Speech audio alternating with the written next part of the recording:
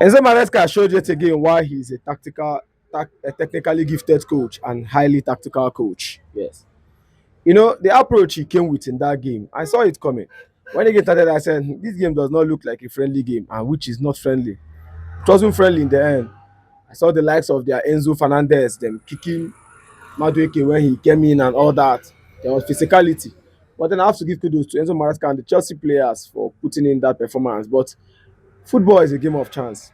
Before Caicedo's reckless tackle, Chelsea had several opportunities via Virgil, Pedro, and Esteva Willian, but they couldn't bury those chances.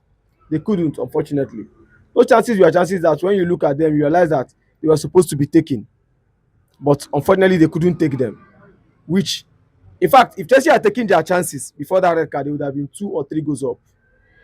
Yes, and then definitely find a way to see off the game with 10 men. But then that reckless tackle by, like I said, was not necessary. Enzo Maresca has to go back and talk to his players. Discipline has to be in that team. This character of picking red cards week in, week out should not be there again. It shouldn't. You know how many red cards Chelsea have picked this season? Of course, if you look at those red cards, it was when they picked red card against that Sunderland came back to win. You have to look at this situation and realize that this player needs to be cautioned. I love Maresca and what he's doing in Chelsea, no doubt about it. I have to really give him kudos for that. But then discipline has to be in this team for the team's better for things to continue to go well in the team. Yes. And then I also have to give him kudos for still mustering courage to still remain offensive minded against this Arsenal side. To be honest, I didn't see that coming. I did not see that coming one bit. I didn't. Like, I was really, really surprised that Chelsea managed to continue pressing Arsenal to a point of even scoring with 10 men. Like, Chalobah, I have to give kudos to the defenders. In fact, Sanchez put in a top performance in that game, having to keep off Arsenal in some certain moments. You understand? He put in a fight.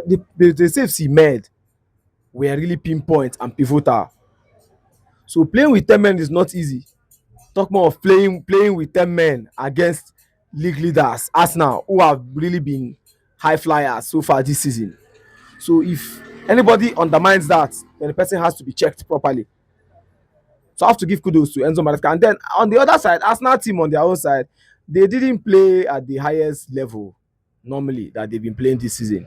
But then we don't know what happened. Could it be because Chelsea checkmated them, or the coach said that they had just how many days to rest Ateta? I don't know whether that's an excuse or not, but then, of course, this has to be happening all season. They played on Sunday. They played on Sunday.